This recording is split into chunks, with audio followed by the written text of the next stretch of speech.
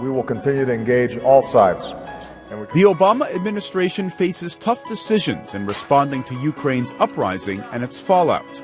So what can we learn from how the president has responded to uprisings in the past? Back during Iran's Green Movement protests, Obama's remarks showed a pattern we'd also see later. First came, "It's not our business." We respect Iranian sovereignty and want to avoid the United States being the issue inside of Iran. Then a week later, as the violence increased, a more pointed stance. In 2009, no iron fist is strong enough to shut off the world from bearing witness to peaceful protests of justice. Still, the president was heavily criticized for remaining too quiet as Iran's government cracked down on the protesters. The dilemma in terms of taking the quiet approach is now all of these things are playing out in a global stage. Protesters are demanding that powers like the United States take sides.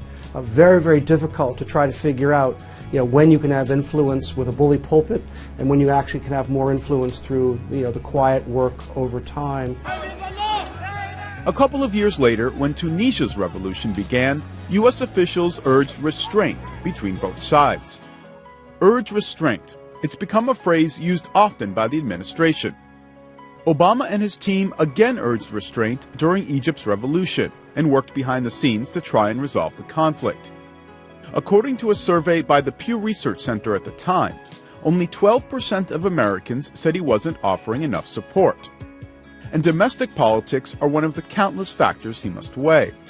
But do Obama's public statements make any difference? It's been a little trickier to convert that rhetoric into a consistent policy. Depending on the country, interests collide. Staying on the right side of history is tricky business. So if history is defined as Tunisia, the United States is on the right side. But then that puts the United States on the wrong side in Bahrain. In terms of airstrikes into Libya in March 2011, Pew Research found that half the country said they were the right decision.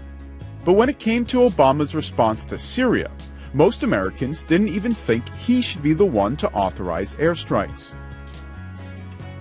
Now, what should he do about Ukraine? Maybe the American people have the answer. Last December, Pew Research found that more than half of Americans think the U.S. should mind its own business on the world stage. David Botti, BBC News, Washington.